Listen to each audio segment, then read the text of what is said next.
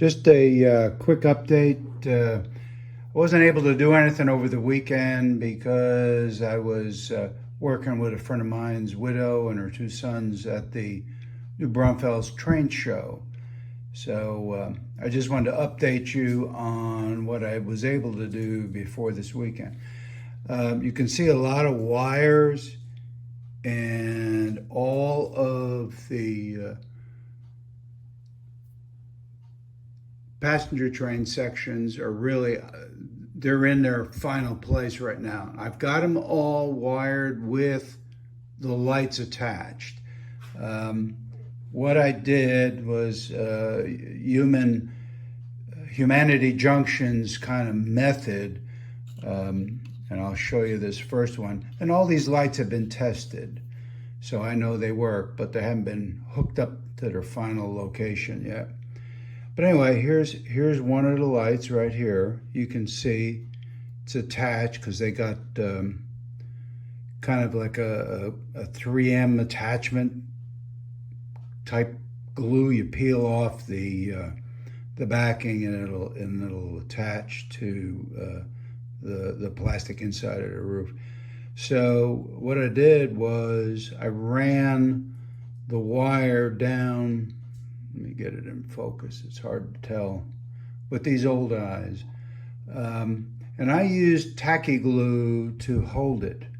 It's a little thicker than a normal post, and yes, it does stick out a bit because if you notice, there's rather a thick base that holds the roof on. I've already broken 3 of these roof supports, so I don't want to break any more.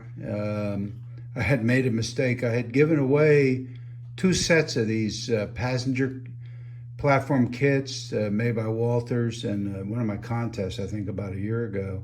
Well, I'm at the limit. I have just enough, and if I break any more, I'm in trouble.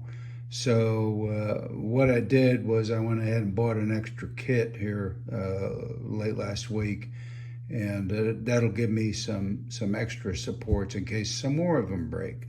But they're only about 1 millimeter thick and about 2 millimeters wide, so they can break pretty easily, so you have to be careful. But anyway, so I used tacky glue to hold the wiring down to the base, and like I said, I did have a setup in the house where I tested them. And I did mark them. You can say this is number 1 on the outside. So, but anyway, what I'm going to do is continue. I've got them done up to the middle, right in here, and I have to finish gluing and painting the rest of these lights out here.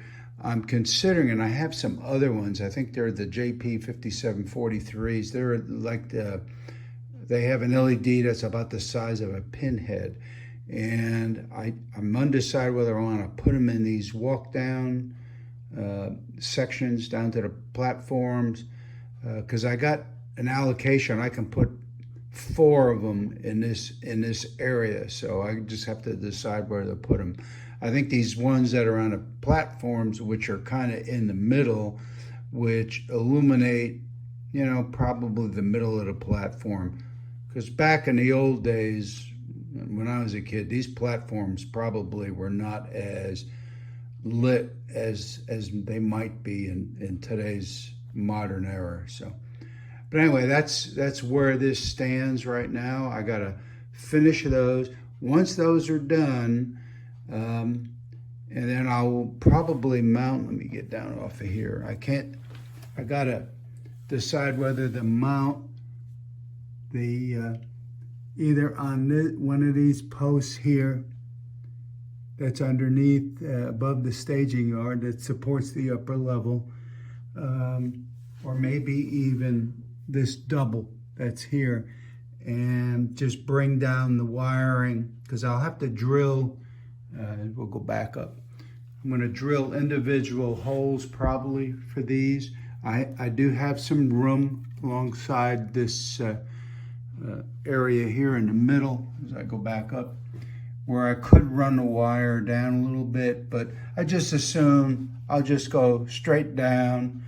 Be a lot of holes, but I mean, some of these might be able to be combined depending on how it works out, but I have another 50 foot of this same cable that they use. I think it's a number 30 gauge. It's pretty small, and you use your thumbnail to strip the wire.